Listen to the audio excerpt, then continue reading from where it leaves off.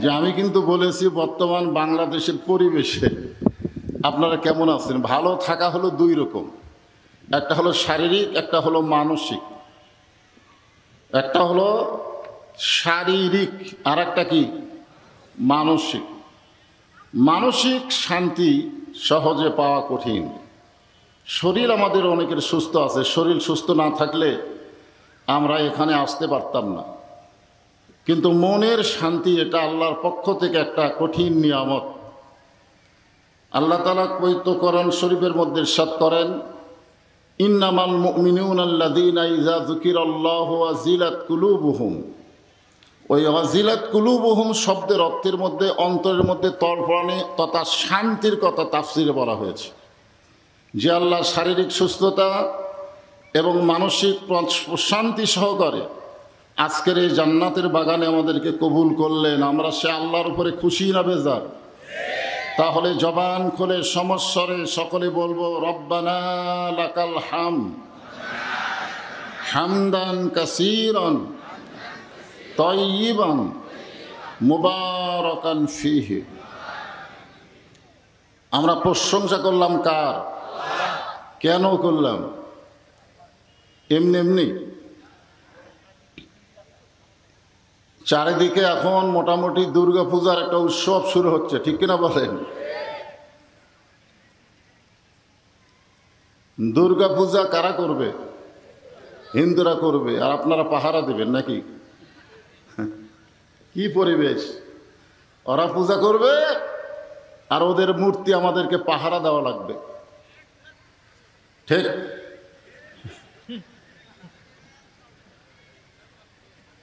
আল্লাহ কোরআনে বলেছেন, আমা ইয়াবতাগি গায়রাল ইসলামা দীনান ফালা ইউকবালা মিনহু।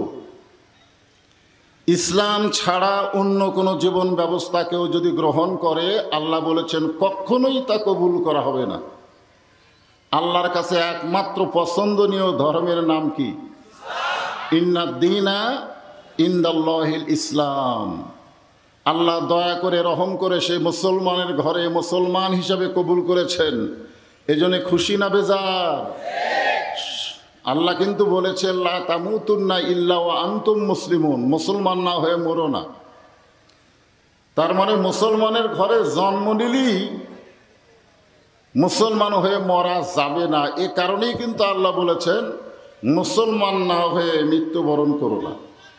আমরা মুসলমানের ঘরে জন্ম নিয়েছি, একদিক দিয়ে আমরা আগে আছি। এখন আমাদের ভবিষ্যৎ কি? আপনাদের ভবিষ্যৎ কি? হাসিনার ভবিষ্যৎ ছিল 141 সাল।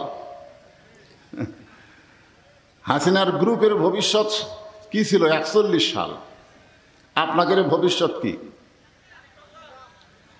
না, আমাদের সকলেরই ভবিষ্যৎ হলো মৃত্যু। জোরে বলেন কি? এই মৃত্যুটা কিসের উপরে মরা লাগবে? মুসলমান হিসাবে মৃত্যুবরণ করা লাগবে। এ কথা কার? আল্লাহ। তো আলহামদুলিল্লাহ, এখন আমরা মৃত্যুবরণ করি নাই, কিন্তু মুসলমানের ঘরে আমরা জন্মগ্রহণ করে তাফসিরুল কোরআন মাহফিলে আমরা বসে আছি, ঠিক কিনা বলেন? মা সাবাকা মিন হাসানাতিন ফামিন আল্লাহ। আল্লাহ কোরআনে বলেন, বান্দা বান্দির দ্বারা যখন কোনো ভালো কাজ হয়, এই কাজ বান্দা বান্দি করে না, বরং আল্লাহ করায়। আপনারা বলেন তো, কোরআনের মাহফিলে বসে থাকা এটা ভালো কাজ না খারাপ কাজ? যত গরমই লাগুক, গরম লাগতেছে আমি জানি। আল্লাহ কোরআনে এক জায়গায় বলেছেন, ওয়াবতাগু ইলাইহি ওয়াসিলা। কঠিন হাসরের ময়দানে আল্লাহ তাআলা আমাদেরকে জান্নাত দেওয়ার জন্য একটা ওসিলা খুঁজবেন। আপনারা মনে করেন না যে ভাঙ্গাচুরা আমল দিয়ে আমরা জান্নাত পাবো, এটা কখনোই মনে করা যাবে না। জান্নাত যদি আমরা পাই তো আল্লাহর দয়ায় পাবো। জোরে কোন কথা, ঠিক কিনা? তো আল্লাহ যদি সেই দিন একটা ওসিলা দেখেন যে চাঁপাইগঞ্জের গোমস্তাপুরের মাহফিলে আমার বান্দারা কোরআনের তাফসির শুনতে গিয়া ঘেমে গেছে, এই ঘামওয়ালা শরীরের জন্য আমি জাহান্নামকে হারাম করে দিলাম। যদি আল্লাহ এই সুযোগ আমাদের দিয়ে দেয়, তাহলে আজকের কোরআনের মাহফিলে বসা আমাদের লাভ না লস? ভবিষ্যৎ। লাভটা কি? ভবিষ্যৎ। অনেকে বলে হুজুর আপনারা খালি ভবিষ্যতের ওয়াজ করেন, মরে গেলে জান্নাত, বেঁচে থাকলে খবর কি? খালি মরার পরের খবর দেন। আজকে শুধু মরার পরের খবর দেব না, আল্লাহর কোরআন থেকে বর্তমান প্রেক্ষাপটে আমাদের খবর আনতে হবে। জোরে কোন ঠিক কিনা? এই কোরআনকে বলা হয় খবরে ওয়াহেদ, এক নম্বর খবর। কয় নম্বর খবর? বাংলাদেশে যত খবরের কাগজ আছে সমস্ত খবরের কাগজে ভুল আছে, ধোঁকা আছে, গাঁজাখুরি আছে, আছে না নাই? কিন্তু আল্লাহর কোরআনের খবরের মধ্যে কোনো ভুল আছে, কোনো সন্দেহ আছে, কোনো গোজামিল আছে? কেমনে বুঝলেন?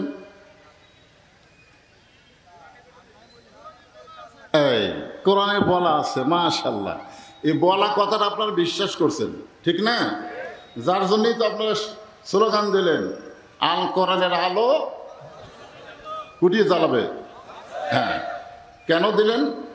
যে মানুষের তৈরি সংবিধান দিয়ে, ৭২-এর সংবিধান দিয়ে আমাদের বাংলাদেশকে সুন্দর করা যাবে না। বাংলাদেশকে সুন্দর করতে গেলে আল্লাহর কোরআনের সংবিধান লাগবে। জোরে কোন কথা ঠিক কিনা? হ্যাঁ, এটা বুঝবার পারছেন? যালিকাল কিতাব লা রাইবা ফীহি হুদাল লিল মুত্তাকিন। মনে করেন না যে কোরআনের মাহফিলে আবু জেহেল হেদায়েত পাবে, এটা মনে করেন না। আবু জেহেল কোরআন শুনবে কিন্তু কোরআন থেকে হেদায়েত পাবে না। হেদায়েত পাবে আবু বকর। জোরে কোন কথা ঠিক কিনা? সারা রাত দাঁড়িয়ে দাঁড়িয়ে কোরআন শুনেছে আবু জেহেল, সারা রাত। সকালবেলা গিয়া গল্প করছে, এত সুন্দর কোরআনের বাণী, রাতটা কোন দিক দিয়ে গেল আমি বুঝবারই পারিনি। দেখছেন? সোনাল্লাহ কোন কোরআনের পক্ষে কথা বলতেছে, এত সুন্দর কোরআনের বাণী। আমাদের বাংলাদেশে কিছু আছে যারা বলে আমরা শরিয়া আইনকে বিশ্বাস করি না, আমরা কোরআন দিয়ে দেশ চালাবো না। এরা হলো আবু জেহেলের মতন, কোরআন শুনবে কিন্তু বাস্তবে আল্লাহর কোরআন গ্রহণ করবে না। জোরে কোন কথা ঠিক কিনা? কি সুন্দর কথা! এত সুন্দর কোরআনের বাণী, রাতটা কোন দিক দিয়ে গেল আমি বুঝবারই পারিনি।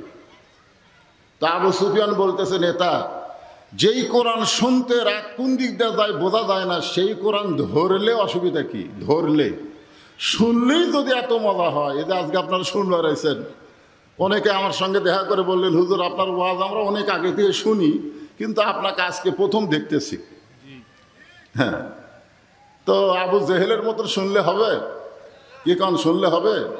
আবার বলবেন বদরুল রশিদ তো সেই সুন্দর ওয়াজ করে রে, মানুষ বুড়া হোক কিন্তু ওয়াজ হলো জোয়ান, বুঝলেন না?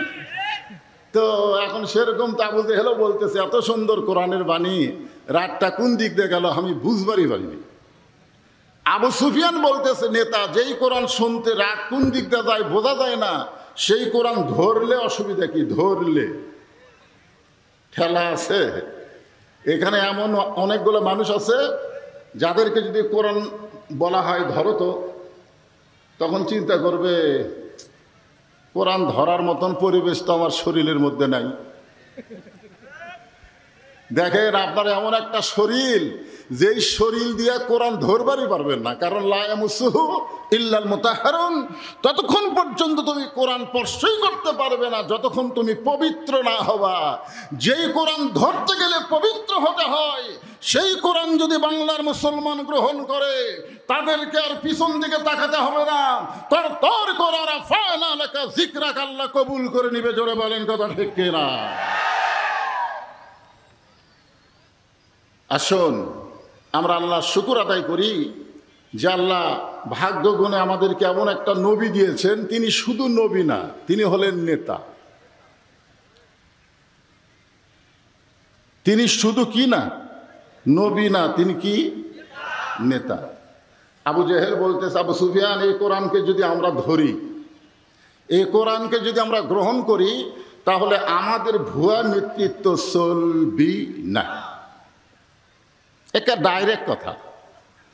আবু জেহেল বলতেছে, কোরআনকে যদি আমরা গ্রহণ করি তাহলে আমাদের ভুয়া নেতৃত্ব চলবে না, আসল নেতা হয়ে যাবে আব্দুল্লাহর এতিম পোলা।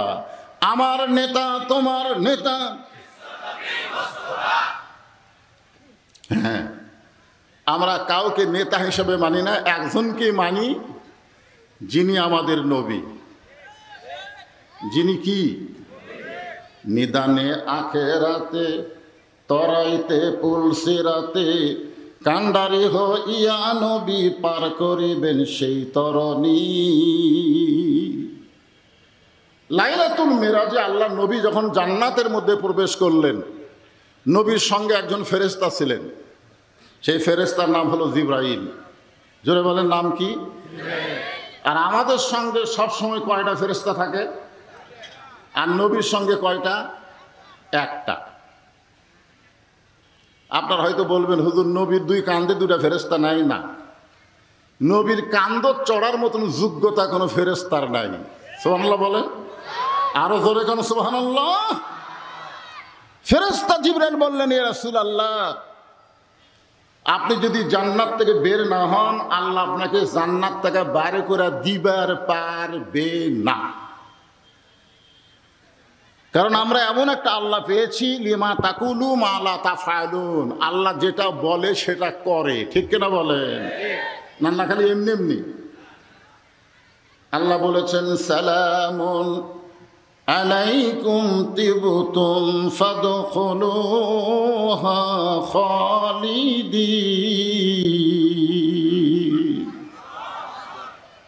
কেউ যদি একবার জান্নাতে প্রবেশ করে, আল্লাহ তাকে চিরস্থায়ীভাবে জান্নাত দিয়ে দিবে। ওগো নবী, আপনি যদি জান্নাত থেকে বের না হন, আল্লাহ আপনাকে বাড়ি করে দিবার পারবে না। সঙ্গে সঙ্গে নবী রাগ করে বললেন, জিবরাইল, যেই কথা একবার বলেছ এ কথা আর দ্বিতীয়বার বলো না। জিবরাইল কই কেরি, যেই নবীর কাছে আমি আল্লাহর কোরআন নিয়ে বললাম, ওমা আরসালনাকা ইল্লা রাহমাতাল লিল আলামিন, আল্লাহ আপনাকে বিশ্ব জগতের জন্যে রহমত স্বরূপ প্রেরণ করেছে। বিশ্ব জগতের মধ্যে জান্নাত আছে না নাই? এ কতক্ষণ আছে না নাই? বিশ্ব জগৎ খালি বাংলাদেশ। যেই নবী হচ্ছেন রহমত স্বরূপ নাজিল হয়েছে, আর সেই নবী এত রাগ করলো। জিবরাইল বললেন, ইয়া রাসূলুল্লাহ, আমি তো আপনার পক্ষে কথা বললাম, আপনি এত গরম হওয়ার কারণ? আল্লাহ নবী বললেন, জিবরাইল, আমি নবী আমার জন্যে না, আমি নবী হলাম আমার উম্মতের জন্যে। নবীর উম্মত কারা? দুর্গা পূজা যারা করবি তারা নাকি? আচ্ছা, আপনার পূজা করলেন না, কিন্তু পূজার বাড়ি দেখবার গেলেন, পূজার মেলাত গেলেন, চলবে? বুখারী শরীফের হাদিস, মান তাশাব্বা বিকওমিন ফাহুয়া মিনহুম, মান তাশাব্বা কওমিন ফাহুয়া মিনহুম। যে জাতকে অনুসরণ করবেন ওই জাতের সাথে হাসর নাসর হবে। তো এখন ব্যাপার হলো, আল্লাহ রাসূল বললেন, আমি নবী আমার জন্যে না, আমি নবী হলাম আমার উম্মতের জন্যে। আমি সেই দিন জান্নাতে থাকার জন্যে প্রবেশ করব যেদিন আল্লাহ আমার সমস্ত উম্মতানিকে জান্নাত দিয়ে দিবে। সুবহানাল্লাহ। কারা কারা করলেন না? এখন বলেন, যেই নেতা জান্নাতের মধ্যে গিয়ে আমাদের কথা ভোলে না, আমরা সেই নেতার অনুসরণ করব যেই নেতারে ভোট দিলে সংসদে দেখলে আমাদের কথা মনে থাকে না, সব টাকা বিদেশে পাচার করে। ধরে কোন ঠিক কিনা? আমরা কোন নেতার পিছনে ঘুরব? কতগুলো চাংচা বের হয়েছে, আমার নেতার চরিত্র ফুলের মতন পবিত্র, নামাজ পড়ে না এক ওয়াক্ত। জোরে কোন কথা ঠিক কিনা? আমরা এমন নেতা মানি না, আমরা সেই নেতাকে মানব আল্লাহ যেই নেতা সম্পর্কে কোরআনে বলেছেন, লাকাদ কানা লাকুম ফি রাসূলিল্লাহি উসওয়াতুন হাসানা। যদি সফলতা অর্জন করতে চাও তাহলে রাসূলের আদর্শকে তোমরা গ্রহণ করে নাও। আমরা কোন নেতার আদর্শ মানি না, উমুকের আদর্শ, উমুকের আদর্শ, উমুকের আদর্শ না, কারো আদর্শ না। একমাত্র আদর্শ হবে আমাদের নবী। ধরে কোন ঠিক? আমরা এমন একটা নবী পাইছি যেই নবী জান্নাতে প্রবেশ করবে না, আমাদেরকে বাহিরে রেখে আমাদেরকে নিয়ে জান্নাতে ঢুকবে। সুবহানাল্লাহ। খুশিরা বেজার? তাহলে জবান খুলে বলে আলহামদুলিল্লাহ। এই দুটো একই গেঞ্জি গাওয়াতে ঘুরতেছে। আর কি আপনাকে মাহফিলে রাজাকার নাই? হ্যাঁ,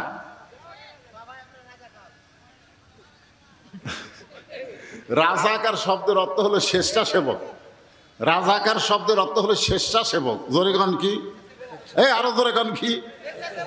হ্যাঁ, রাজাকারের অর্থ জানা লাগবে। আল বদরের অর্থ কি, আর শামসের অর্থ কি?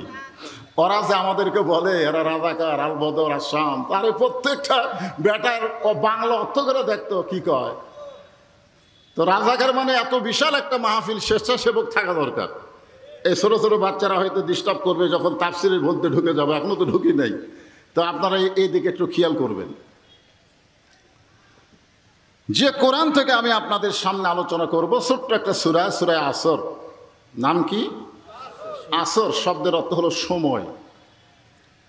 বর্তমান সময় কেমন চলতেছে, আমরা সামনে কেমন সময় আশা করতেছি, সময়ের অত্যন্ত গুরুত্ব আছে। আছে না নাই? দরকার আছে না নাই?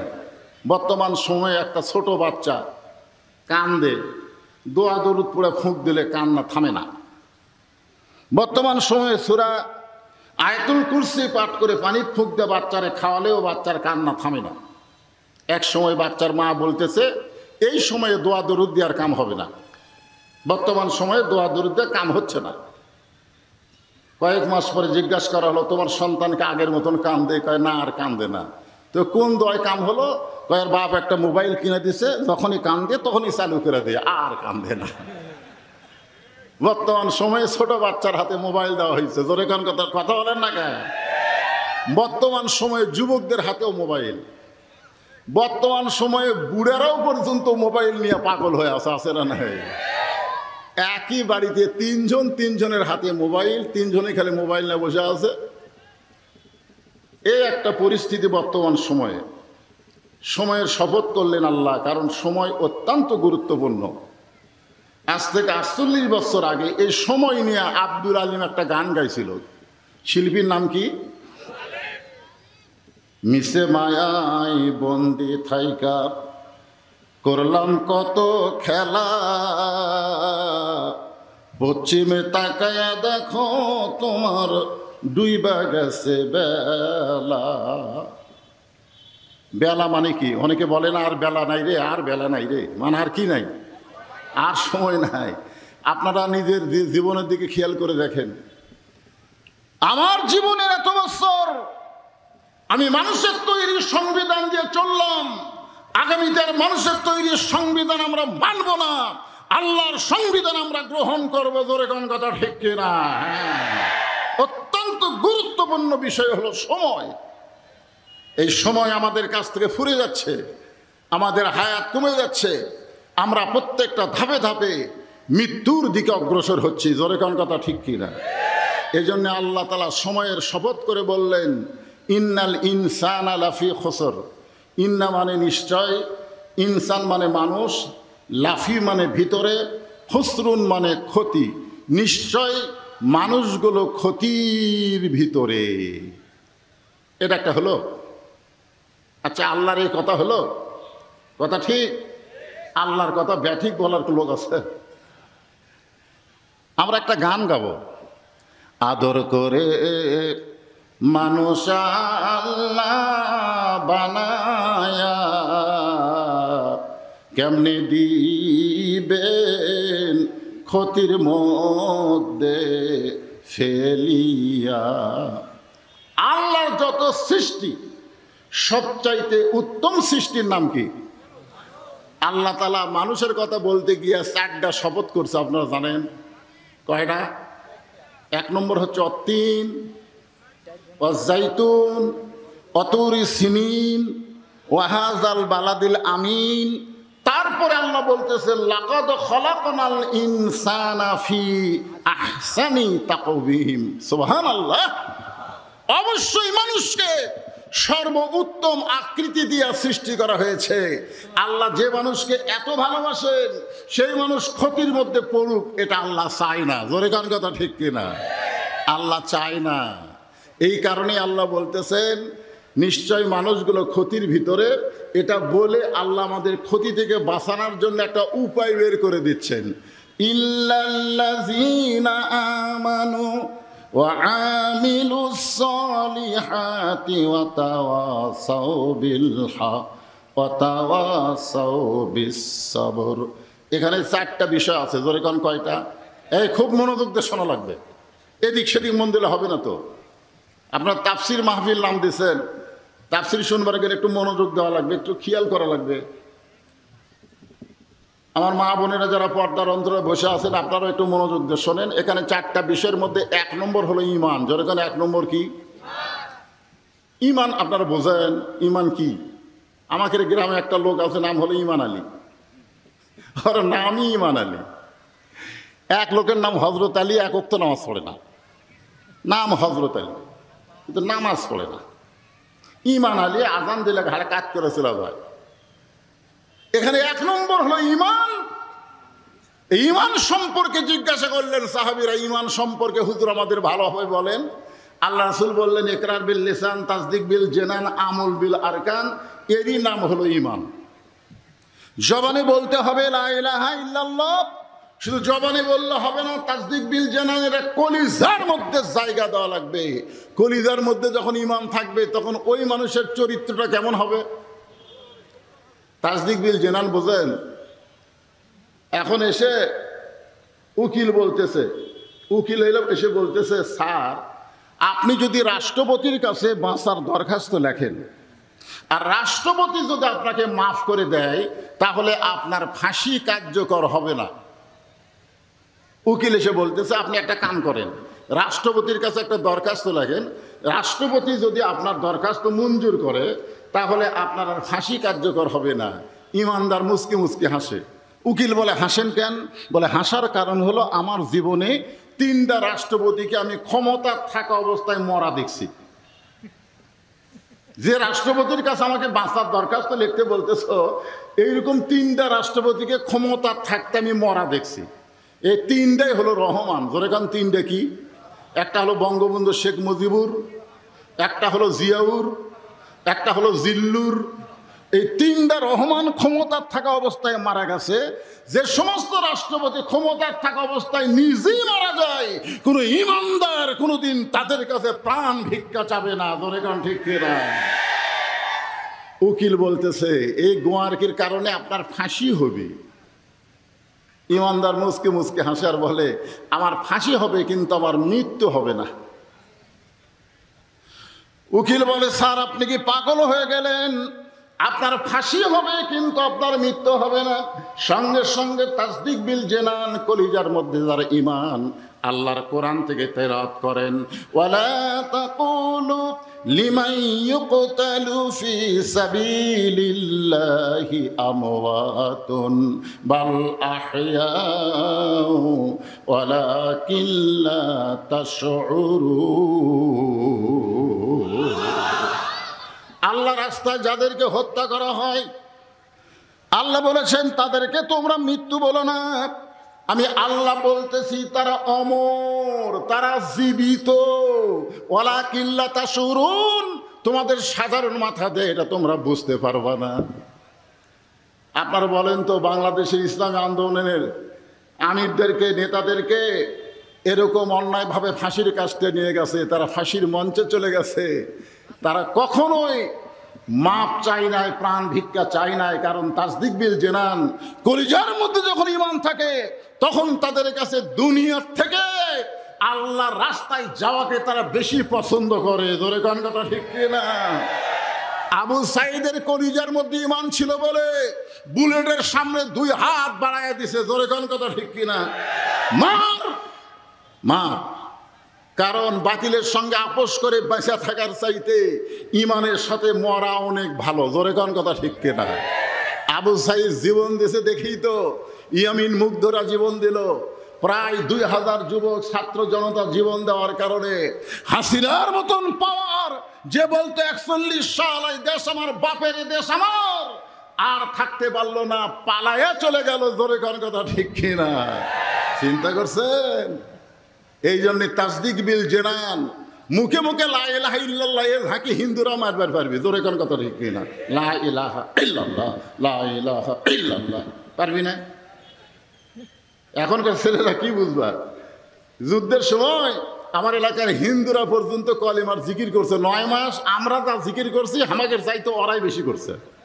এলা পূজা, দুর্গা পূজা, যুদ্ধে 9 মাস কোনো পূজা হয়নি।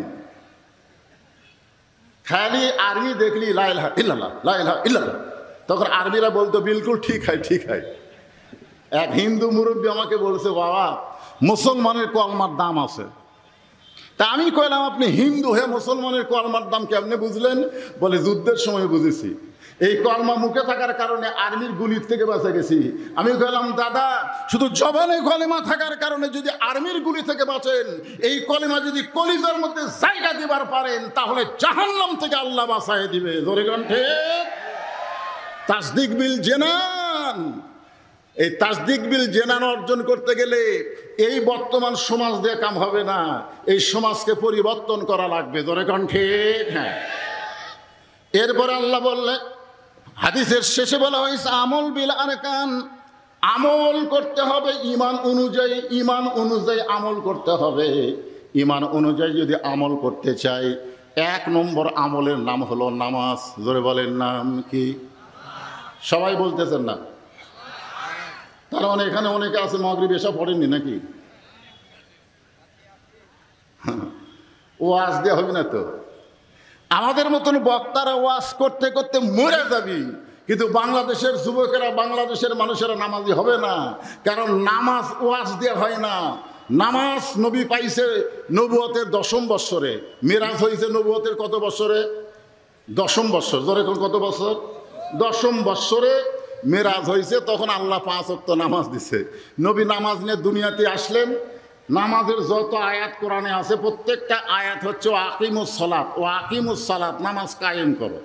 তো রাসূল বললেন, আল্লাহ আপনি যত জায়গায় নামাজের কথা বলছেন, প্রত্যেক জায়গায় নামাজ কায়েম করার কথা বলছেন, কিন্তু নামাজ আমি 5 ওয়াক্ত পাইলাম, কিন্তু নামাজ তো কায়েম করা যাচ্ছে না। আজান ছাড়া চোরের মতন চুপি চুপি নামাজ পড়া লাগতেছে। আল্লাহ বলেন, হাবিব নামাজ কায়েম করতে গেলে একটা পরিবেশ লাগবে। বর্তমান মক্কায় সে পরিবেশ নাই। আমাদের বর্তমান বাংলাদেশে নামাজ কায়েম করতে গেলে যেই পরিবেশ লাগবে, সেই পরিবেশ এখন বর্তমানে বাংলাদেশে নাই। রাসূলও সেই পরিবেশ পায় নাই। কিন্তু হিজরত করার পরে, মদিনায় যাওয়ার পরে রাসূল শুধু নবী ছিলেন না, মদিনার রাষ্ট্রপতি হয়ে গেলেন। জোরে বলেন কথা ঠিক কিনা? ঘোষণা করা হলো, আল্লাযীনা মাক্কান্নাহুম ফিল আরদ, মুসলমানের মধ্যে কেউ যখন ক্ষমতার চেয়ার পাবে, তার 1 নম্বর দায়িত্ব কি? পদ্মা সেতু নির্মাণ করা, নাকি মাদক মুক্ত সমাজ করা, বাল্য বিয়া বন্ধ করা। এগুলা কাজ হতে পারে, তবে 1 নম্বর না। 1 নম্বর কাজ হচ্ছে আকামুস সালাত, নামাজ কায়েম করা। আজকে আমাদের বাংলাদেশে নামাজ পড়ার ওয়াজ দিয়ে নামাজ হবে না, নামাজ কায়েম করার বিল সংসদে উত্থাপন করা লাগবে। জোরে কোন কথা ঠিক কিনা? এখন নামাজ কায়েমের বিল সংসদে কারা উত্থাপন করবে? যাই বলে আইরে সেই দিকে যাই রে, বুঝা শোনা নাই রে। এটা ডাকসু প্রমাণ করেছে, জাকসু প্রমাণ করেছে। আর ডাক দিলেই যাওয়া যাবে না, বুঝে শুনে আমাদেরকে ডাকে সাড়া দিতে হবে। জোরে বলেন কথা ঠিক কিনা? যাই বলে আইরে সেই দিকে যাই রে, বুঝা শোনা নাই রে, সেদিন শেষ। আর আগেকার দিন নাই। তুমি বলতেছো আমরা 90% ভোট পাবা। কত পাবা? খালি রাজশাহী ভার্সিটির ইলেকশন হলেই বুঝতে পারবা। তোর কথা ঠিক কিনা? মগা খালি মোছে মোছে তাল মারতিছে, তোমার দেখতে পাচ্ছে না? জনগণ আগে রাস্তা তার নাই, মানুষ দিন দিন বুঝতেছে। জোরে কোন কথা ঠিক কিনা? এই জন্যে একেবারে ইমানের পাশাপাশি আল্লাহ বলতেছেন, ও আমিলুস সালিহাত, নেক আমল করতে হবে। নেক আমলের 1 নম্বর আমল হচ্ছে নামাজ। জোরে বলেন, নাম কি? আপনি যদি নামাজ কায়েম হয়, নামাজ আদায় করেন, সঙ্গে সঙ্গে আল্লাহ তাআলা আপনাকে 3টা পুরস্কার দিবে। জোরে বলেন, কয়টা? 1 নম্বর পুরস্কার হলো ইন্নাস সালাতা তানহা আনিল ফাহশাই ওয়াল মুনকার। একমাত্র নামাজই পারে মানুষকে যাবতীয় বেহুদা খারাপি কাজ থেকে হেফাজত করতে। আপনার ছেলের হাতে মোবাইল থাকবে, আপনার টেনশন করা লাগবে না। আপনি এশার নামাজের পরেই ঘুমে যাবেন, আপনার কোনো টেনশন করা লাগবে না। আর এখন টেনশন করতেছেন, ছেলের হাতে মোবাইল আছে, ঘুমায় গেলে ছেলেতে কি করবি রে? আপনার ছেলে যে নামাজ পড়ে না, বুঝলেন না?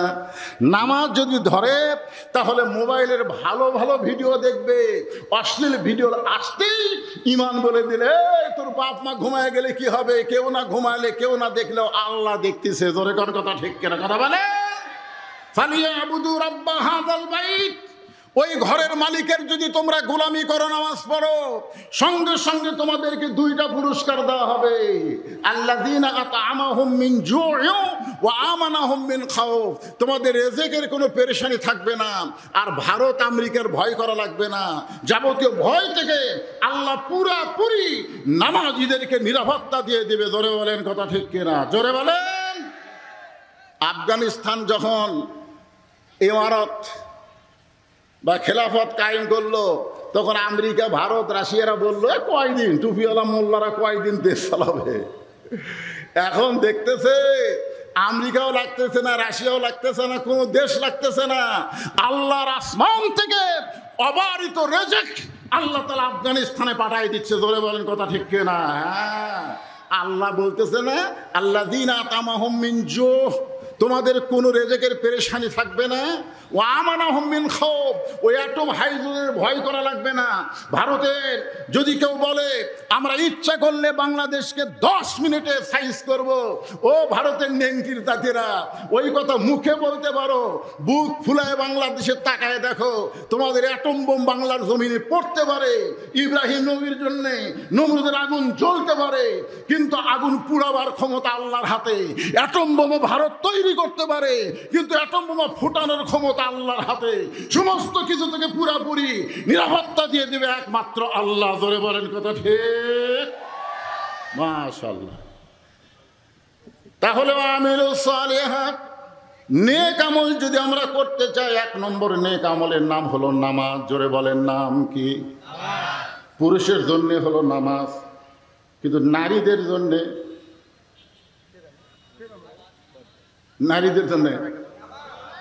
নামাজ। এখানে যে মহিলার নামে মাদ্রাসা, কি নাম আপনার? ফাতেমা চেনেন নাকি?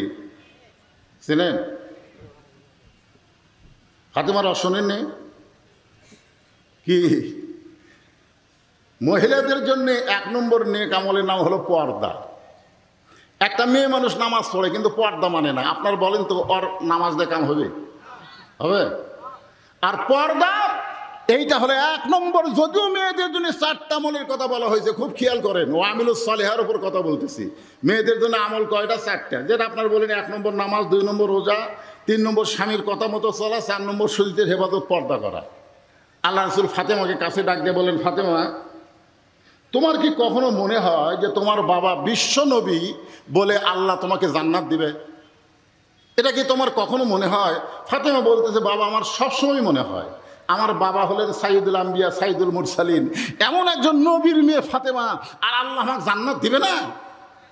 আল্লাহ রাসূল ফাতেমার হাতটা টেনে ধরে হাতে একটা চুমু দিয়ে বললেন, ফাতেমা, এ কথা তুমি কখনোই মনে করবে না যে তোমার বাবা বিশ্ব নবী বলে আল্লাহ তোমাকে জান্নাত দিবে। জান্নাত যদি পাবার চাও, জান্নাতের আমল করে তোমাকে জান্নাতে যেতে হবে,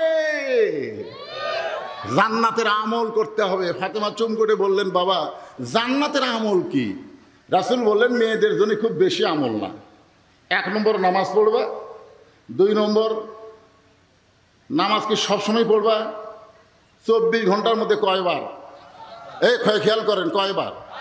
24 ঘন্টার মধ্যে 5 বার 5 ওয়াক্ত নামাজ পড়লি শেষ। বছরে 1 মাস রমজানের রোজা রাখবা, বছরে 1 মাস, সারা বছর রোজা রাখা লাগবে না, সারা বছরে 1 মাস রোজা রাখবা, তাহলে 11 মাস কি রোজা আছে? 1 মাস যে ফরজ রোজা সেটা 13। তারপরে বলতেছে, স্বামী যদি খেদমত চায়, স্বামীর খেদমত করবা। স্বামী যদি চায়, এই খুব খেয়াল করবেন, স্বামী যদি খেদমত চায় তাহলে স্বামীর খেদমত করবা, ইচ্ছা অনুযায়ী স্বামীর খেদমত করা যাবে না, কারণ অতি ভক্তি কথা কম। হঠাৎ যদি আপনি দেখেন আপনার বউ খুব খেদমত করতেছে, তখন বুঝবেন ই একটা অন্যায় অকাম করবে। হঠাৎ যদি আপনি দেখতে পান যে আপনি খেদমত চাচ্ছেন না, কিন্তু আপনার বউ জোর করে আপনাকে খেদমত করতেছে, কারেন্টের ফ্যান বন্ধ করে দিয়ে পাকা হাঁকায়, তা আপনি বলতেছেন কারেন্ট কেন আছে, তো বন্ধ কেন? বলে ওই ফ্যান আমার সতীন, ওই যদি আপনি বাতাস দেয় তাহলে আমি জান্নাতে কেমনে যাই, এই জন্য ফ্যান বন্ধ করেছে, বাতাস করতেছি। বাম হাতে পাখার বাতাস করে, ডান হাত দিয়ে কপাল টিপতেছে। স্বামী কয় কে গো এরকম কেন? বলে আপনার পায়ের তলে আমার জান্নাত। কে যেন কষে যে স্বামীর পায়ের তলে জান্নাত। আসলে স্বামীর পায়ের তলে জান্নাত না, মায়ের পায়ের তলে জান্নাত। জোরে বলেন কথা ঠিক কিনা? এটা ভুয়া কথা। আগেকার বক্তারা মরদ মানুষকে উপর থোয়ার জন্য যা তাই করছে। কোরআনে কার কি অধিকার সেটা আছে না নাই? জোরে কোন আছে না নাই? আল্লাহ কোরআনে বলেছেন হুন্না লিবাসুল্লাকুম ওয়া আনতুম লিবাসুল্লাহুন্না। স্বামী হলো বিবির পোশাক, বিবি হলো স্বামীর পোশাক। খালি বউ খেদমত করলে হবে না, স্বামীও বউয়ের একটু খেদমত করা দরকার, ঠিক কিনা বলেন? মা আয়েশা বলতেছেন আমি যখন খাবার দস্তরখানা বিছাই তখন আমার নবী আমার স্বামী মশক ভরে পানি নিয়ে চলে আসতেছে। আমি বললাম আপনি আল্লাহর নবী? রাসূল আয়েশা আমি আল্লাহর নবীটা ঠিক আছে, তোমার কাছে আমি আল্লাহর নবী না, আমি হলাম তোমার স্বামী। জোরে কান সুবহানাল্লাহ। খেয়াল করছেন তো? এখন কিছুক্ষণ পরে কাঁদতেছে, এই মনোযোগ দিয়ে শোনেন। কিছুক্ষণ পরে বউ কাঁদতেছে, বাম হাতে বাতাস করে আর ডান হাতে স্বামীর কপাল টিপতেছে, আবার কাঁদতেছে। স্বামী বলে কি জন্য কান্দ? এমনি এমনি। স্বামী কিন্তু বলতেছে তুমি আমাকে এত খেদমত করতেছো, তুমি কান্দো কেন? এমনি এমনি। বগুড়ার ভাষা এমনি এমনি কাঁদছে। না না কি জন্য কাঁদতেছো? বলে আপনাকে বলে কোনো লাভ নাই। আরে বলে লাভ নাই মানে আমি তোমার স্বামী। বলো, আপনি বিশ্বাস করবেন যে আপনি যখন বাড়িতে থাকেন না তখন আপনার বুড়া বাপ আর বুড়ি মা আমার কলিজা জেলা খাচ্ছে, আপনি জানেন? বাতাস করতেছে আর বলতেছে আপনার বুড়া বাপ আর আপনার বুড়ি মা আমার কলিজা জোড়া খাচ্ছে। আপনি যদি ওই বুড়া বাপ আর বুড়ি মায়ের সাথে থাকতে পারছেন তাহলে আল্লাহর রাস্তায় আমার বাপের বাড়ি পাঠিয়ে দেন। আর আমার সঙ্গে যদি জান্নাতের সংসার করবার চান ওই বুড়া বুড়ি বাদ দেওয়া লাগবে। অমা আলাইনা ইল্লাল বালা। আমার যা ওয়াজ ছিল আমি ওয়াজ শেষ করলাম। এই ওয়াজ শেষ করে আবার এরকম করে বাতাস করতেছে। এখন স্বামী চিন্তা করতেছে কে রে, ই তো আমার খেদমত করতেছে, আমি খেদমত চাইনি, জোর করে খেদমত করতেছে। এই খেদমত করার পিছনে কারণ আছে না নাই? স্বামী চোখ বন্ধ করেছে। এমন সময় আমিলুস সালিহা, নেক আমল, ওয়াকাদা রাব্বুকা আল্লা তা'বুদু ইল্লা ইয়াহু ওয়া বিল ওয়ালিদাইনি ইহসানা লিয়াবলুয়াকুম আইয়ুকুম আহসানু আমালা। তোমাদেরকে পরীক্ষা করা হবে সুন্দর আমলের। তোমার বউ যেভাবে তোমার বাপ মায়ের বিরুদ্ধে বললে, এই মুহূর্তে তোমার নেক আমল কি? নেক আমল বউয়ের হাত ধরে জান্নাতে সংসার করা। নেক আমল কি? ওঠ!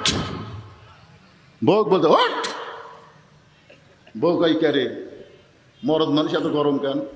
তোর যা আছে ট্রাম টোপলা বান, তোর যা আছে ব্যাগের মধ্যে তোল। আমি 3 তালাকের গাড়ি করে তোকে তোর বাপের বাড়ি পাঠিয়ে দেবো। 3 তালাকের গাড়ি, 3 চাকার গাড়ি না, 3 তালাকের গাড়ি। তুই কি মনে করছিস তুই আমার বাপ মার বিরুদ্ধে বাস করতেছিস? আমার বাপ মা যদি মরে যায় আমি কিয়ামত পর্যন্ত কাঁদলেও বাপ মাকে আমি ফিরে পাবো না। আর তোর মতন বউ সকালে মরলে আমি বিকালে বিয়ে করবো। তো ছাড়া দিল বইয়ের অভাব নাই, দরকার হলে বউ ছাড়বো কিন্তু বাপ মায়ের করে যে আঘাত দিব না। এটাই আমার আল্লাহর কোরআন। জোরে বলেন কথা ঠিক কিনা? রাসূল বলেছেন ফাতেমা আলী যখন খেদমত চাবে, স্বামী যখন খেদমত চাবে তখন স্বামীর খেদমত করবা, সব সময় করা লাগবে না। আর 4 নম্বর হলো পর্দা।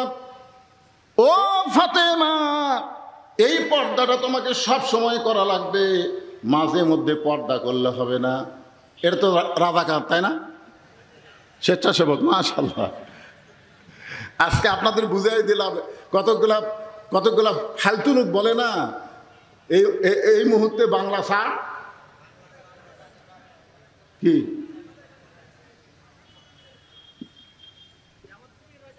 জামাত শিবির রাজাকার, এই মুহূর্তে বাংলা স্যার। সেই জন্যে আমি বললাম রাজাকার কারা কারা? স্বেচ্ছাসেবক। ওরা কিন্তু রাজাকার বলে গাল দিচ্ছে না, আমরা স্বেচ্ছাসেবক ইসলামের। জোরে কান ঠিক কিনা? আল্লাহর কোরআনের মাহফিলের স্বেচ্ছাসেবক। বাংলার জমিনে আল্লাহর কোরআনকে গালেফ করার জন্যে আমরা দরকার হলে রাজাকার গাল শুনবো, তবে আল্লাহর কোরআন থেকে এক মুহূর্তের জন্য আমরা সরবো না। জোরে কান ঠিক কিনা? কারা কারা রাজি 2 হাত আল্লাহকে দেখান। লিল্লাহে তাকবীর, হাত নামান।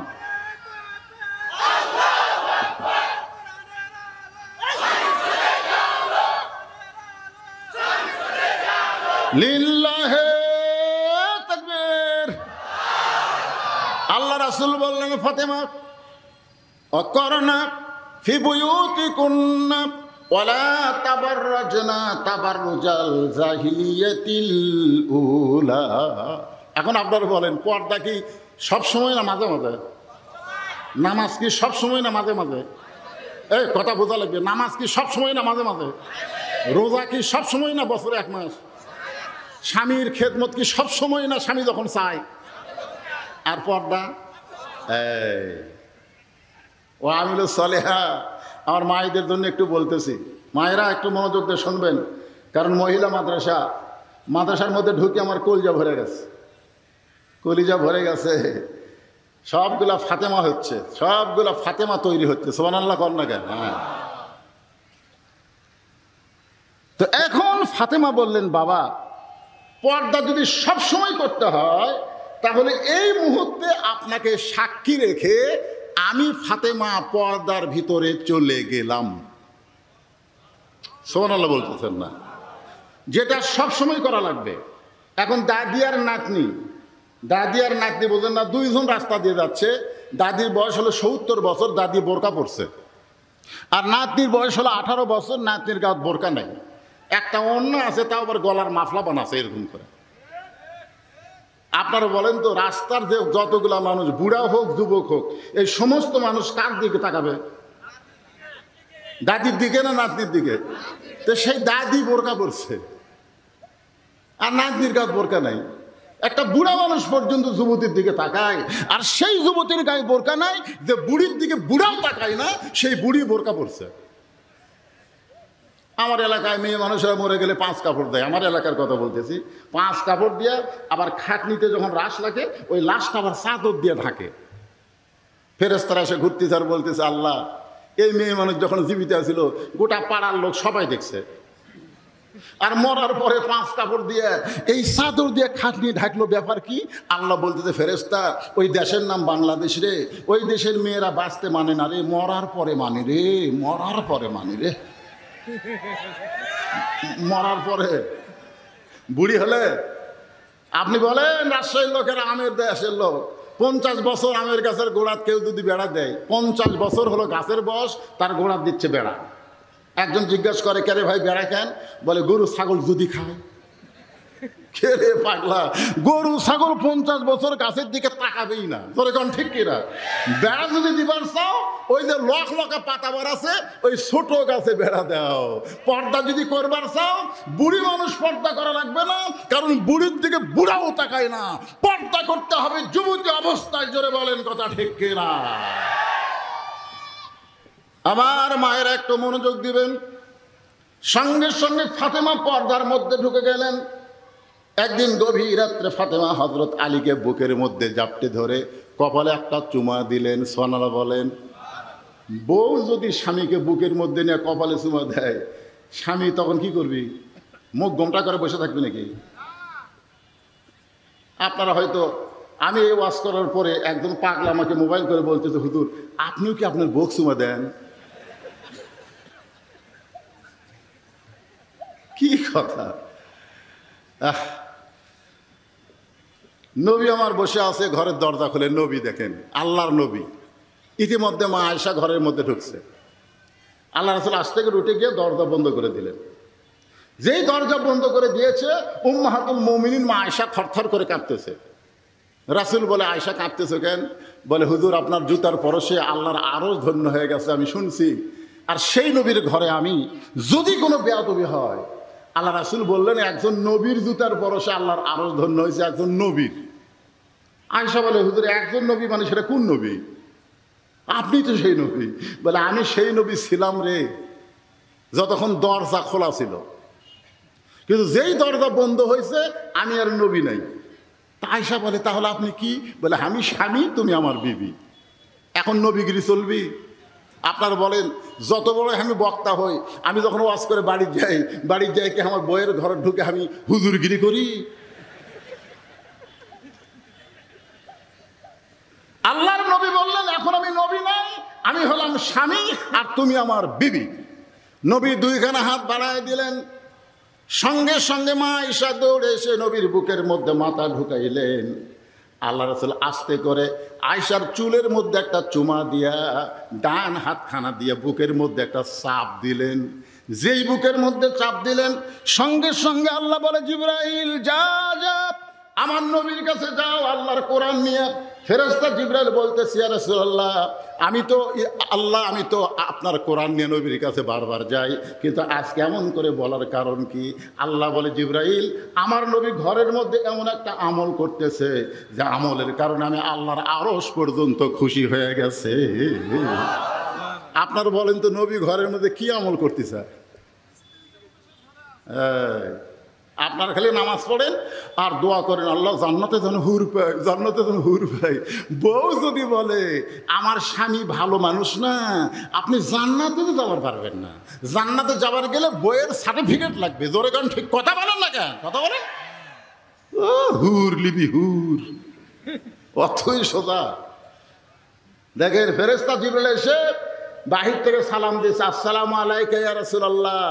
হুজুর আপনি কি আমল করতেছেন আমি জিবরাইল জানি না, তবে আল্লাহ এত খুশি হয়ে গেছে আল্লাহর আরশ পর্যন্ত খুশিতে লাফাইতেছে, আরশ পর্যন্ত খুশিতে টকবক করতেছে। তাহলে চিন্তা করে দেখেন কি আয়াত, হুন্না লিবাসুল লাকুম ওয়া আনতুম লিবাসুল লাহুন্না। স্বামী হলো বিবির পোশাক, বিবি হলো স্বামীর পোশাক। মা ফাতেমা হযরত আলীর বুকের মধ্যে মাথা ঢুকাইছে, মাথা ঢোকানোর পরে কপাল একটা চুমু খাইছে। আলীও মাথার চুলে চুমু দিয়ে বললেন, ফাতেমা এত আদর করার পরে আমার বুকের মধ্যে মাথা ঢুকায় তুমি কাঁদতেছো, ব্যাপারে কি? ফাতেমা বলে, স্বামী গো আমার এই কান্না কোনো কষ্টের কান্না নয়, এই কান্না হলো আমার আনন্দের কান্না। আলী বললেন, কি আনন্দ? বলে, আমি আল্লাহর কাছে একটা দোয়া করছি, আজকে আল্লাহ সেই দোয়া আমার কবুল করছে। আলী বললেন, কি দোয়া করছো? বলে, দোয়া হলো আমি সবসময় আল্লাহকে বলতাম, আল্লাহ যে পর্দার মধ্যে আমি আসি এই পর্দার মধ্যেই আমার মৃত্যু দিও। সবসময় দোয়া করছে, আল্লাহ আমি যে পর্দার মধ্যে আসি এই পর্দার মধ্যেই আমাকে মৃত্যু দিও। তো আল্লাহ তাআলা আমার দোয়া কবুল করছে। আলী বলতে যে পাগলি এ তো খুশির কথা যে সারা জীবন পর্দা করলো, পর্দার মধ্যেই তার মৃত্যু হবে, আনন্দ করো, কান্দো কেন? ফাতেমা বলে, স্বামী গো সেই মৃত্যু কবে হবে আপনি কি শুনবেন না? আলী বলে, ফাতেমা মৃত্যুর কথা দুনিয়ার কোনো মানুষ বলতে পারবে না, কে কখন মরবে এটা দুনিয়ার কেউ বলতে পারবে? এ জনগণ পারবে? ফাতেমা বলতেছে, আল্লাহ যদি জানায় তাহলে বলতে পারবে। ও গো স্বামী, এই মুহূর্তে আল্লাহ পাক আমারে জানাইছে আজকে গভীর রাত্রে ফাতেমার মৃত্যু হবে। সঙ্গে সঙ্গে হযরত আলী মাটিতে পড়ে গেলেন। ফাতেমা মুচকি মুচকি হেসে স্বামীর মাথাটা উরাতের উপরে নিয়ে কপাল একটা চুমু দিলেন। স্বামীর মাথাটা উরাতের উপরে নিয়ে কপাল একটা চুমু দিলেন, দিয়ে বললেন, স্বামী গো আমি জানি আপনার মতন জ্ঞানী কেউ নাই, আমি এটাও জানি আপনার মতন বীর কেউ নাই। আপনারা বলেন তো হযরত আলীর মতন জ্ঞানী কেউ ছিল? আল্লাহ রাসূল বলেছেন আমার 4 জন সাহাবী, 1 নম্বর নরমের 1 নম্বর আবু বকর, গরমের 1 নম্বর হযরত ওমর, ধনীর 1 নম্বর ওসমান, আর জ্ঞানের 1 নম্বর হযরত আলী। আজকে গভীর রাতে আমার মৃত্যু হবে, এই মৃত্যুর কথা শুনে একটা জ্ঞানী ব্যক্তি কোনোদিন কাঁদতে কাঁদতে এরকম পড়ে যাবে না। আপনি শুধু জ্ঞানী না, আপনি একটা বীর। আপনারা বলেন তো হযরত আলী কি ছিলেন? কেমন বীর? হ্যাঁ কেমন বীর? আমাদের বীর আগে বলতেছিল না, 2-3 জন হাত ধরে টেজের উপর নিয়ে আসে, বীর এখন মাইক পায়া খেলা হবে, খেলা হবে। খেরে পাগলা, খেলবার গেলে তোর মাথার বল থাকা লাগবে। তোর এখন কথা ঠিক কিনা? গতকাল রাত্রে সব ছেলেরা বুঝলেন বাংলাদেশ যখন ঠকলো, গতকাল রাত্রে ক্রিকেট খেলা ওরা ওয়াজ করে যাওয়ার সময় দেখতেছি সব কি করতেছে, বাংলা ওরকে জার্সি, বাংলাদেশের যে খেলোয়াড়ের জার্সি নাই, এই জার্সিগুলো সব আগুন পুড়তেছে, আর চার জীবনে দেখবো না। একজন আবার আজকে ফেসবুকে দেখলাম জুতে দিয়ে নিজের গালো চল মারতেছে, আর কোনোদিন বাংলাদেশের খেলা দেখবো না, এই সারা রাত জেগে খেলা দেখলাম, আর এরা ঠকলো। মাঝার বল নাই এবারে, খেলবার গেলে মাঝার বল থাকা লাগবে, তোর কথা বল না, খেলা হবে খেলা হবে, তো না খেলা পলালি কেন? হ্যাঁ, আর একটা শামীম ওসমান কথায় কথায় বলতে খেলা হবে খেলা হবে, ও বাবা খেলা হবে। বীর বীর আসাদুল্লাহিল গালিব হযরত আলী, আল্লাহর দ্বীনকে গালিব করার ব্যাপারে হযরত আলী ছিলেন সবচাইতে বড় বীর, আসাদুল্লাহ, জোরে আল্লাহু আকবার। এত বড় বীর হইয়া, এত বড় জ্ঞানী হইয়া আপনি কেন কাঁদতেছেন? আপনি কি বিশ্বাস করেন না আসলে যাইতে হবে? এই দুনিয়া থাকার জায়গা না, এই দুনিয়াতে আসলে যাওয়া লাগবে। আমি যখন বলবো আসলে, আপনারা বলবেন যাইতে হবে, সবাই বলবেন আসলে যাই, বলেননি থাকবেন। এটা একটা থাকার জায়গা হলো, এটা থাকার জায়গা? বালতু সিরুন আল হায়াতাদ দুনিয়া ওয়াল আখিরাতু খায়রু ওয়া আবকা। ও মুসলমান, ও কুরআন পাগল জনতা শোনো, এই দুনিয়া কিছুই না, দুনিয়া কিছুর না, দুনিয়া থাকার জায়গা না। যত বড় বিল্ডিং তৈরি করেন, এখন 5 তলা বিল্ডিং এর উপরে 1.5 লাখ টাকার খাট, 12,000 টাকার কম্বল, ওরে তামানে গাওয়াত দিয়ে রাত 9টার সময় বলতেছে আমার বাড়ি আমার ঘর, আমাক নামাইকে। ওরে বাবা রে, দুই কান্দে দুই ফেরেশতা বলতেছে আল্লাহ ঘুমের আগে দোয়া পড়া লাগবে, আল্লাহুম্মা বিইসমিকা আমুতু ওয়া আহইয়া। ঘুম দেওয়ার মালিককে, চেতন করার মালিককে।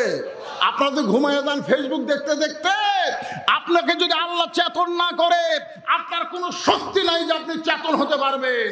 এই জন্য ঘুমের আগে দোয়া পড়তে হবে, আল্লাহুম্মা বিইসমিকা আমুতু ওয়া আহইয়া। বেটা দোয়া না পড়ে বলতেছে আমার বাড়ি আমার ঘর, আমাক নামাইকে। এ দেশ আমার বাপের, এ দেশ আমার। ও রাত 3টার সময় একটা ভূমিকম্প, জোরে কোন কি কম্প? খালি এই বিল্ডিং সামান্য একটু, এ ভাই এ যে সামনে 48 সেকেন্ডের একটা ভূমিকম্প। ওই এত ফোর্সে নামছে, যাই কি বলছে আমাক নামাইকে, ওই এত ফোর্সে নামছে যে ঘুমের ঠেলায় কম্বল লঙ্গি খোলা আছে, ওটা পরারও টাইম পায়নি, একেবারে ন্যাংটা হয়ে নামছে। কান্দের ফেরেশতা বলতেছে আল্লাহ নামাইলা নামাইলা, তাই বলে এইভাবে ন্যাংটা করে নামাইলা? এখানে মেম্বার থেকে এমপি মন্ত্রী প্রধানমন্ত্রী সব গুলে পলে গেছে, এটা কি জাতা নামাকে ভাই রে? একজন ইমাম সাহেব পলাছে, এই পলানোর পরেও ওরা আবার স্বপ্ন দেখে আবার আসিব ফিরে, আবার ফিরে আসবা। ওরা মনে করে 24 জুলাই চলে গেছে, আর মনে হয় জুলাই মাস নাই, খালি ঢুকে দেখ চাপা সাইজ করবি, জোরে খান ঠিক কিনা? কোনো বাংলাদেশের কোনো জেলার লোক লাগবে না, চাঁপাইগঞ্জের লোকই চাপা সাইজ করবি, জোরে খান ঠিক। আবার বলে ফিরে আসবি। আল্লাহর বান্দারা একটু মনোযোগ দিয়ে শুনবেন। ফাতেমা স্বামীর কপালে চুমু দিয়ে বলে স্বামী গো, এই দুনিয়া থাকার জায়গা না, দুনিয়াতে আসলে যাইতে হবে। আমি দুনিয়া থেকে বিদায় নেওয়ার পর আমার 3টা চাওয়া আপনাকে পুরা করা লাগবে। আলী কান্দিয়ার বলে ফাতেমা দুনিয়ার জীবনে গরিব ছিলাম বলে তুমি কিছুই চাইলা না। দুনিয়ার জীবনে হযরত আলী অত্যন্ত গরিব ছিল, জোরে গান কি ছিল? আপনাদের চাইতেও বেশি গরিব ছিল। অনেক গরিব মনে করে আমার মতন গরিব কেউ নাই, যে মনে করে আমার মতন গরিব কেউ নাই, তার চাইতেও বেশি গরিব ছিলেন হযরত আলী। আমার ফিট্টু ভাই তো বিশাল ধনী, খালি ওয়াজ শুনতে শুনতে মোবাইল আসতেছে। কি ভাই যাবার চাচ্ছেন নাকি?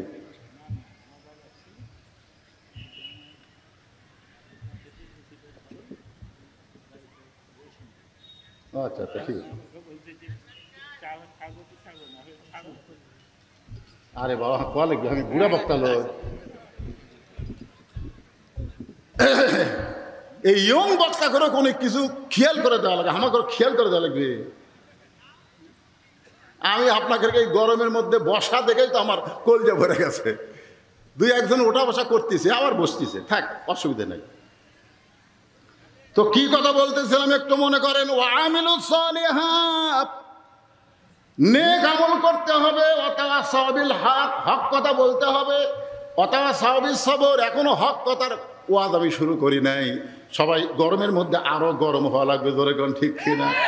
আমি একটু সাইজে আপনাকে নিয়ে আসতেছি। ভাইজান একটু মনোযোগ দিয়ে শুনবেন।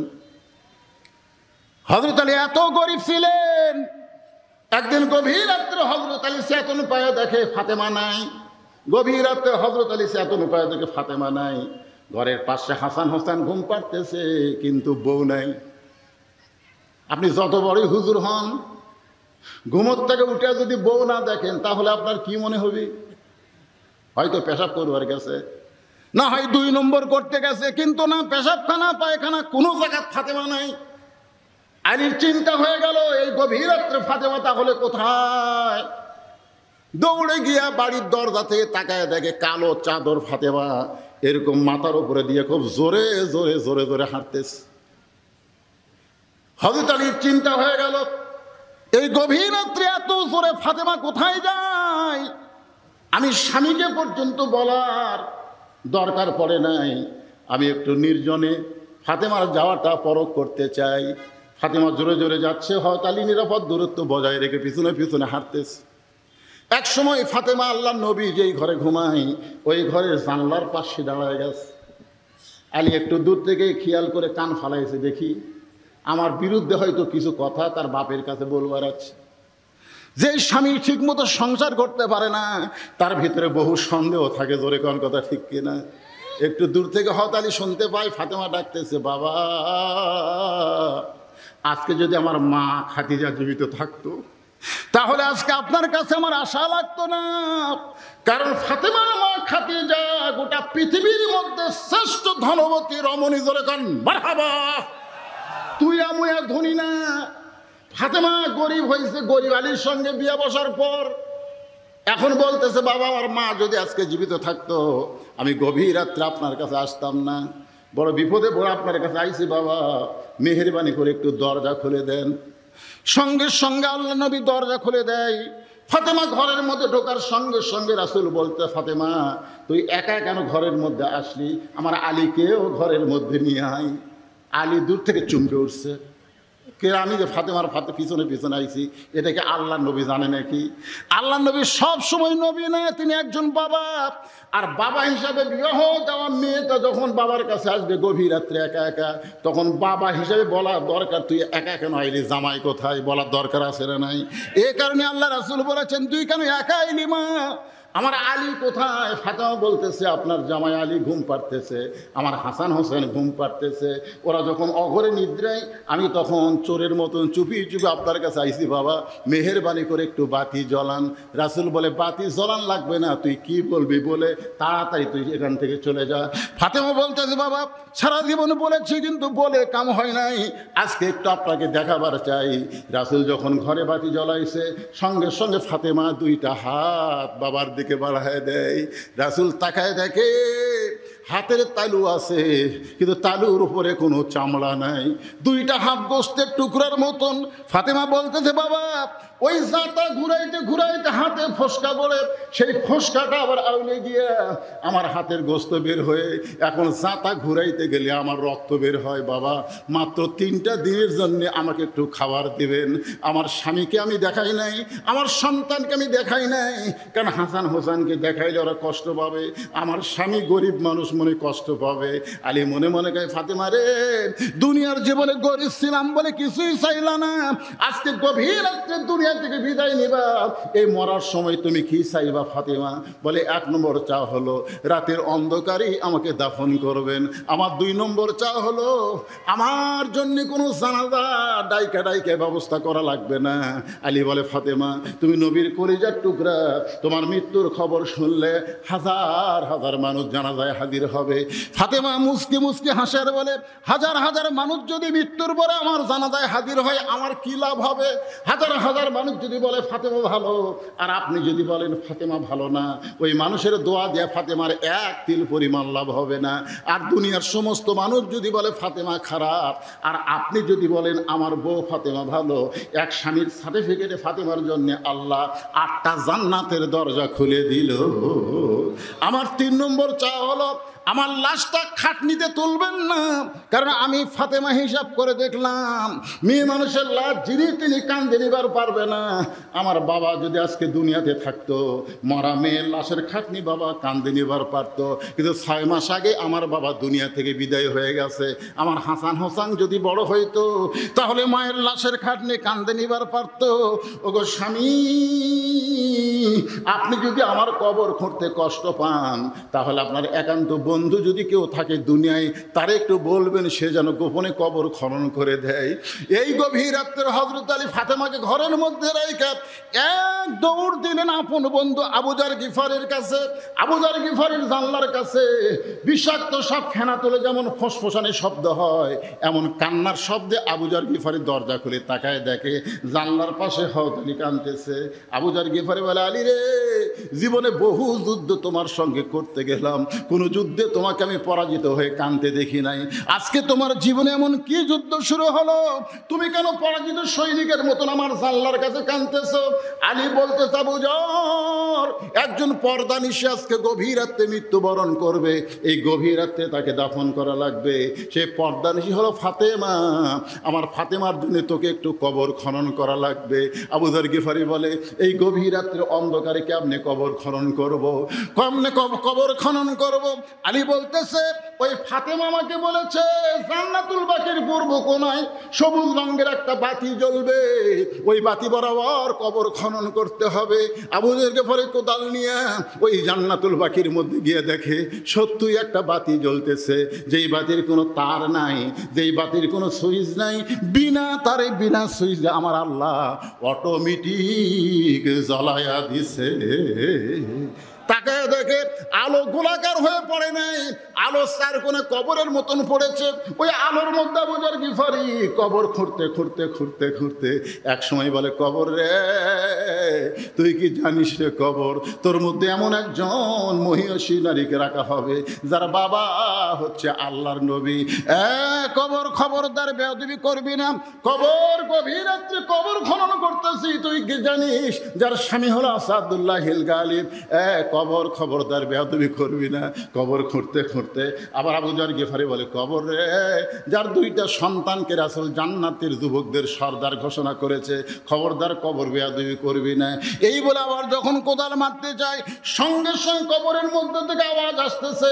এই আওয়াজ কিন্তু ফাতেমার জন্য নয়, এই আওয়াজ হচ্ছে আমাদের জন্য। আমরা যারা আওয়াজ শুনতেছি আমাদের জন্য এই হুঁশিয়ার করা হলো, কার বাবা, কার মেয়ে, কার স্ত্রী এইটা কবর দেখবে না, কবর দেখবে আমল যদি ভালো হয়, ও আমিলুস সালিহাত, আমল যদি ভালো হয় কবর জান্নাতের বাগান হয়ে যাবে, আর আমল যদি খারাপ হয় কবর জাহান্নামের গর্ত হয়ে যাবে।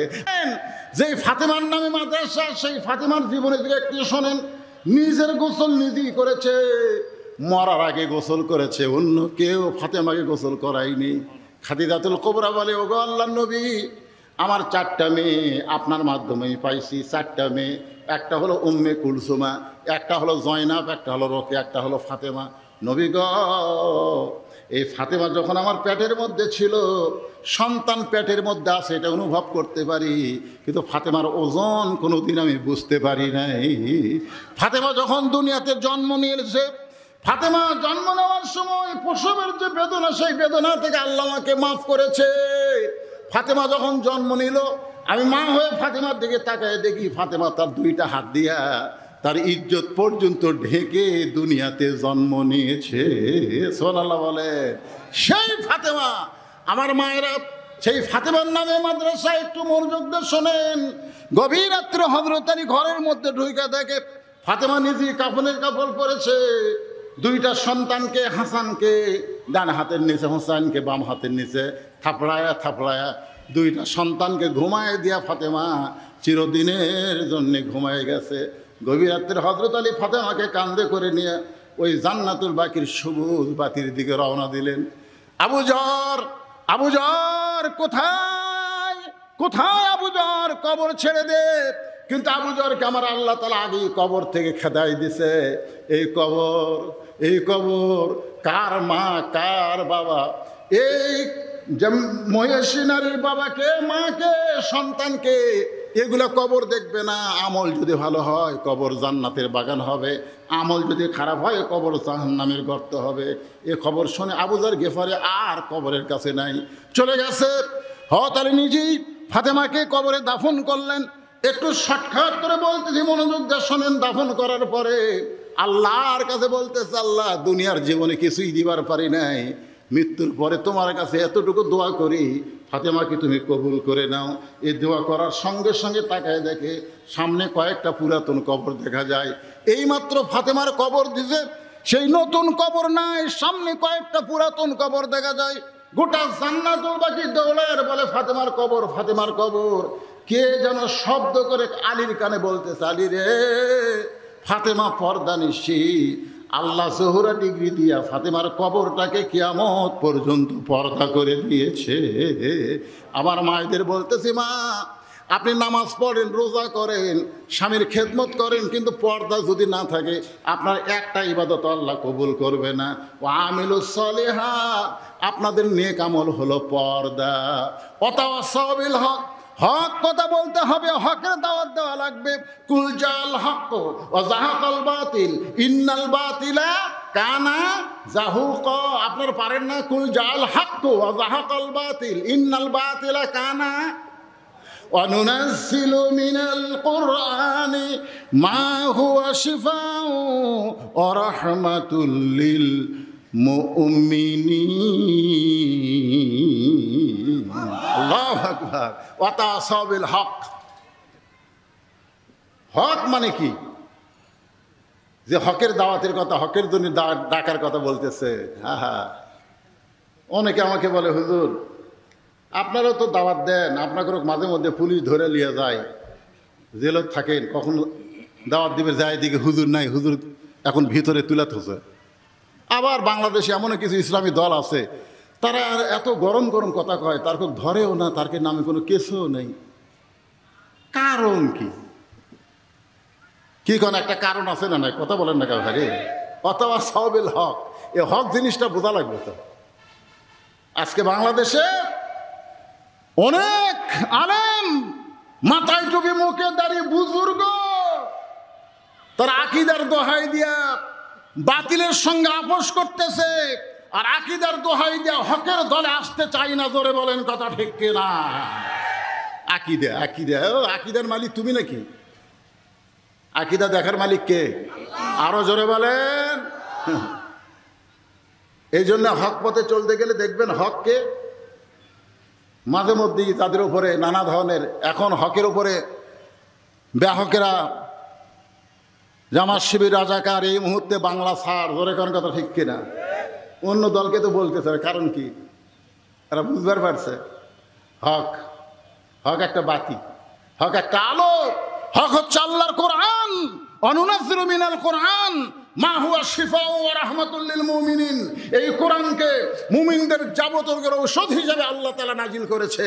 তাহলে সব কিছু বাদ দিয়ে আল্লাহর কোরআন, নবীর আদর্শকে আমাদের গ্রহণ করার দরকার আছে না নাই?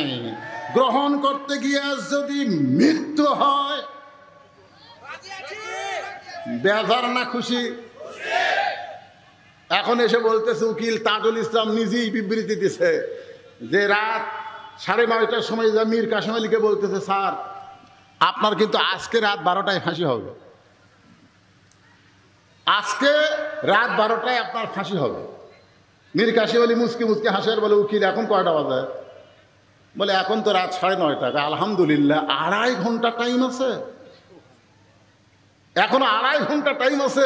ও আজাতে 2.5 ঘন্টা বসে থাকে লাভ কি? আমি 2 ঘন্টা ঘুম পারি। যদি চেতন না পাই তুমি কিন্তু আমাকে ডাক দিবা। উকিল কয় আর মাথা আছে, 2.5 ঘন্টা পর ফাঁসি হবে যদি চেতন না পায়, তাহলে ডাক দিবার কথা বলতেছে। আপনি বলেন তো 2.5 ঘন্টা তার ফাঁসি হবে, 2.5 ঘন্টা পর তার ঘুম ধরবে? উকিল মনে মনে চিন্তা করে যে ফাঁসির চিন্তা হয়তো পাগল হয়ে গেছে, ফাঁসির কন্ডম সেল থেকে বার হয়ে গেছে। 2 ঘন্টা পর এসে দেখে মীর কাসিম আলী নাক ডেকে ঘুম পাড়তেছে। উকিল কয় হায় হায় রে, আর মাত্র 2.5 ঘন্টা, তাও নাক ডেকে ঘুম পাড়তেছে। আর মাত্র 8 ঘন্টা। পায়ের আঙ্গুল লড়াইছে। মীর কাসিম আলী ঘুম থেকে চেতন পায়, বলে উকিল সাহেব রাত কি 12টা বাজছে নাকি? বলে না স্যার, এখন 8 ঘন্টা দেরি আছে। বলে আলহামদুলিল্লাহ। ওযু করে কোরআন শরীফ থেকে 2টা সূরা তেলাওয়াত করলেন, সূরা মূল, সূরা মুজাম্মিল তেলাওয়াত করার পরে 2 রাকাত নামাজ পড়ে ওয়াসজুদু ওয়াক্তারিফ, আল্লাহ বলেছেন তুমি যদি আমার নিকট আসতে চাও তাহলে সেজদার মাধ্যমে তুমি জেনে নাও। জোরে কোন সুবহানাল্লাহ। 2 রাকাত নামাজ পড়ে ফাঁসির কন্ডম সেলের মধ্যে সবচাইতে ভালো যে পাঞ্জাবিটা, সেই পাঞ্জাবিটা মীর কাসিম আলী গায়ে দেওয়ার পরে চিরুনি দিয়ে মাথার চুল হাসড়ায় বলে উকিল এখন দেখো তো আমারে কেমন লাগতেছে। উকিল কান্দের বলে স্যার এই মুহূর্তে আপনার ফাঁসি হবে, আর আপনি নতুন পাঞ্জাবি পরে কি শ্বশুর বাড়ি যাবেন নাকি? মীর কাসিম আলী বলে উকিল ফাঁসি হবে আমার, আর তুমি কেন কাঁদতেছো? আমার ফাঁসি হবে তুমি কেন কাঁদতেছো? তুমি জানো না উকিল আমার কোনো দোষ নাই, শুধুমাত্র হকের পক্ষে সুদকে কবর দেওয়ার জন্য ইসলামী ব্যাংক চালু করেছি, মানুষকে সুবিধা দেওয়ার জন্য ইবনে সিনা হাসপাতাল করেছি, হাজার হাজার মানুষের কর্মসংস্থান করেছি। এতে করে ব্যাহক দেখলো, বাতিল দেখলো, ভারত দেখতেছে মীর কাসিম আলী অর্থনীতিকে যে হারে চাঙ্গা করতেছে, বাংলাদেশ তো একদিন সোনার বাংলাদেশ হয়ে যাবে। শুধুমাত্র এই কারণে, হকের পক্ষে থাকার কারণে আমাকে ফাঁসি দেওয়া হচ্ছে। আমি 2 ঘন্টা ঘুমের মাধ্যমে আল্লাহ পাক আমারে দেখাইছে ইন্নাল্লাযীনা ক্বালু রাব্বুনাল্লাহু সুম্মা ইসতাকামু, নিশ্চয় যারা বলবে আল্লাহ আমার রব, এর প্রতি যারা অটল থাকবে, তাতানাজ্জালু আলাইহিমুল মালায়েকা, আল্লাহ তাদের কাছে রহমতের ফেরেশতা নাজিল করে বলবে আল্লাহ তাখাফ, তোমাদের কোনো ভয় নাই, ওয়ালা তাহজান, তোমাদের কোনো চিন্তা নাই, ওয়া আবশিরু বিল জান্নাহ, ফাঁসির মঞ্চ দিয়া মীর কাসিম আলীকে আল্লাহ তাআলা জান্নাতে বরণ করে নিবে। দুনিয়াতে তাদের ফাঁসি হবে, তাদের জেল হবে, তাদের জুলুম হবে। গোটা বাংলাদেশের সমস্ত বক্তার ওয়াজ যদি এক দাড়ি পাল্লায় তুলে দেওয়া হয়, আর আল্লামা সাঈদী হুজুরের তাফসীর যদি আরেক দিকে তুলে দেওয়া হয়, আপনার বলেন তো সমস্ত বক্তাদের মধ্যে হক তাফসীর কে করেছে? কথা বলেন কে করেছে? আল্লামা সাঈদী হুজুর করেছে। তারপরেও বিনা দোষে তাকে জেলের মধ্যে বন্দি করে রাখলো। আমরা প্রত্যেকটা মাহফিলে দোয়া করি আল্লামা সাঈদীকে আল্লাহ তুমি সুস্থ করো, ভালো রাখো। দিন দিন তার চেহারা যখন ভালো হয়ে যাচ্ছে, তখন ভারতে 2 জন মন্ত্রী বেড়াবার গেল, বেড়ায় চলে আসলো। তার 2 দিন পরে ফাঁসি না দেওয়ার কারণে ফাঁসি দেবার পারেনি। কি করবে এখন? এখন চিকিৎসার কথা বলে হাসপাতাল নিয়ে গেল, অন্যায়ভাবে তাকে দুনিয়া থেকে বিদায় করা হলো। একটাই মাত্র কারণ হলো ওয়াতাওয়াসাউ বিল হক। এরপরে আল্লাহ বলতেছেন ওয়াতাওয়াসাউ বিস সবর, ধৈর্য ধারণ করতে হবে। কেমন ধৈর্য? যে মায়ের কোনোদিন বাচ্চা হয় নাই, বিয়ে হয়েছে, এবার প্রথম বাচ্চা হবে। আপনারা বলেন তো, যে মায়ের কোনোদিন বাচ্চা হয়নি সেই মা কি প্রসব বেদনা বোঝে নাকি? আমরা গানের মধ্যে শুনেছি, কি বলবো প্রসবের কথা, মা বিনে সেই ব্যথা কেউ তো বুঝিবে না। মা জন ঠেকিয়া সন্তানের দায়, অকালে মা মারা যায়, কেন সে মায়ের ভক্তি করো না। এখন প্রসব বেদনা শুরু হয়ে গেছে, বুঝলেন? এখন মেয়েটা খালি বলতেছে বিষ খাবো, গলার দড়ি দিব, এই জীবন রাখবো না। দাদি নানি দৌড়ে এসে ধাক্কায় ঘরের মধ্যে তুলছে। কি বলিস রে? এই এত প্রসব বেদনা শুরু হচ্ছে, এই বাসার চাইতে মরাই ভালো, গলার দড়ি দেবো, বিষ খামো, আত্মহত্যা কর্ম। দাদি নানি মুসকে মুসকে হাসা গেলে, পাগলি তোর পায়ের তলে সন্তানের জান্নাত, পায়ের তলে সন্তানের জান্নাত হবি, তুই মা হবি, বাপের পায়ের তলে না রে পাগলা, বাপের পায়ের তলে না মায়ের পায়ের তলে, তোর পায়ের তলে তোর সন্তানের জান্নাত হবি। আর এই প্রসব বেদনায় যদি এরকম জীবন দিবার চাস তাহলে তুই কেমনে মা হবি? ধৈর্য ধর, অথবা সবর, ধৈর্য ধর। জোর করে বিছনা শুয়ে দিয়ে ঠান্ডা পানির মধ্যে নরম কাপড় চুবড়ায় কপালে দিয়ে উনি খালি কান্দে, আর দাদি নানি বলে ধৈর্য ধর, অথবা সবর, ধৈর্য ধর, ধৈর্য ধর। এই দাদি নানির কথা শুনে ধৈর্য ধারণ করেছে। প্রসব বেদনার কষ্ট, এমন কষ্ট আর সহ্য করতে পারে না। দাদি নানি কপালে চুমা দেয়া বলে দাঁতের ওপর দাঁত দে, ধৈর্য ধর। জোরে যদি কাঁদিস রাস্তা দিয়ে মানুষ যাচ্ছে বলবে সবাই যে এমন একটা মা বাচ্চা হওয়ার সময় কান্দা কান্দা এলাকার মানুষকে জানাইছে, ধৈর্য ধর, অতা সবর, ধৈর্য ধর। এখন দাদি নানির কথায় ধৈর্য ধরেছে, ধাইমাকে চোখ দিয়ে ইশারা করছে, ধাইমাকে কি করছে ইশারা করছে। এবার মারছে টান, বাচ্চা বের হয়েছে কিন্তু মার হুঁশ নাই, মা বেহুশ হয়ে গেছে। বাচ্চাকে গোসল করানোর পরে ওই বাচ্চাটা যখন মায়ের বুকের উপরে দেয়, বাচ্চার পরশ পাইয়া মা কিন্তু হুঁশ ফিরা পায়। মা হুঁশ ফিরা পাইয়া এই ডান হাত দিয়ে বাচ্চাকে মুখের কাছে নিয়ে এসে চুমা খায়। দাদি রানী তিরস্কার করে বলে, এক লাত্তি মার, এক ফেলা দে, এরই জন্য তুই গলা ধরে দিবার চাইলি, এরই জন্য তুই বিষ খাবার চাইলি, একেবারে আদর করতেছিস কেন? মা মুসকি মুসকি হাসের বলে, দাদি নানি কষ্টের পরে এমন শান্তি আমি আগে বুঝতে পারি নাই। বাজান গো, আমরা জেলে গিয়েছিলাম, আমরা নির্যাতন সহ্য করেছি, আমরা হাসিনার 15 বছর বাড়িতে থাকতে পারি নাই। প্রসব বেদনার মতন কষ্ট আমরা ধৈর্য ধারণ করেছি। আমরা যখন আমিরদেরকে বললাম আর সহ্য করা যায় না, খালি একটা কথাই বলেছে, সবর। যখন মা বাচ্চা বুকের উপর পায় সব প্রসবের কথা ভুলে যায়। আগামীতে বাংলার জমিনে যখন কলেমার পতাকা পথ করে উঠবে, আর সংসদে যখন আল্লাহর কোরআন চলে যাবে, যত ব্যথা সহ্য করেছি সব ব্যথার কষ্ট আমরা ভুলে যাব। আল্লাহ আমাদের সকলের জন্য কবুল করুক, সকলে বলি আমিন। শুধু আসর থেকে দীর্ঘ সময় আপনাদেরকে তো শোনাই দিলাম। আল্লাহ বক্তা এবং শ্রোতা সকলকে হেফাজত করুক, হেদায়েত দান করুক। বাংলার জমিনে কোরআনকে আমরা যেন দেখতে পাই। সারা জীবন শুধু কোরআন শুনেছি, আগামীতে আমরা আল্লাহর কোরআন দেখব।